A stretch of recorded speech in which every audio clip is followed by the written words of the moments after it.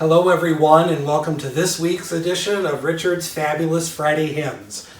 While we're all in quarantine from the coronavirus, every Friday I will be sharing with you a hymn. This week is Palm Sunday, and the hymn choice for this week is All Hail the Power of Jesus' Name, specifically 3 different hymn tunes that use this text. The basis for this week's choice is from the Epistle reading for the Liturgy of the Passion, which is the liturgy that's associated with the events of Holy Week. The Epistle reading for this week is from the book of Philippians, chapter 2, verses 5 through 11, in which the Apostle Paul wrote, "Let the same mind be in you that was in Christ Jesus, who, though he was in the form of God, did not regard equality with God as something to be exploited, but emptied himself, taking the form of a slave, being born in human likeness. And being found in human form, he humbled himself, and became obedient to the point of death, even death on a cross. Therefore, God also highly exalted him, and gave him the name that is above every name, so that at the name of Jesus every knee should bend in heaven and on earth and under the earth, and every tongue should confess that Jesus Christ is Lord, to the glory of God the Father." With 3 different hymn tunes and a text to explain this week, we'll do a little bit of each element. First of all, the text for this tune, All Hail the Power of Jesus' Name, was written by an English priest by the name of Edward Perronet in 1779. Edward Perronet was most commonly associated with John Wesley, who's associated with the Methodist Church. Perronet was what was called a dissenting minister, meaning that he rebelled against the rule of the monarchy in the Anglican Church. He believed that the people of the church should govern the church rather than the monarchy. The 3 tunes that we're going to use this week are Coronation, which was written in 1793 by American carpenter and music teacher Oliver Holden. Miles Lane, which was written in 1779 by William Shrubsole, who was an English musician and composer and organist who knew Edward Perronet, and the tune became so associated with him that when he was buried in London, the opening notes of Miles Lane were engraved on his tombstone. And Diadem, which was written in 1838 by James Eller, who was an English hat maker and choir master. He wrote that tune at the age of 19 for the occasion of a Sunday school celebration in his church. 3 different tunes: Coronation, Miles Lane, and Diadem, in that order.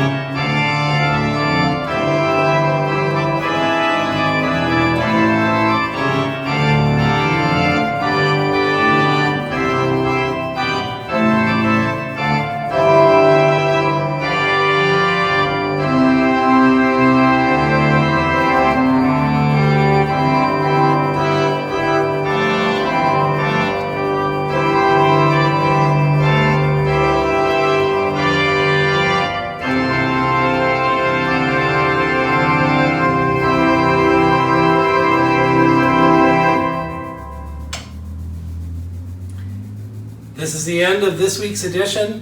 Looking forward to 2 editions next week, one for Good Friday and one for Easter. Hope you all have a wonderful week, and looking forward to seeing you with the next Fabulous Friday hymn.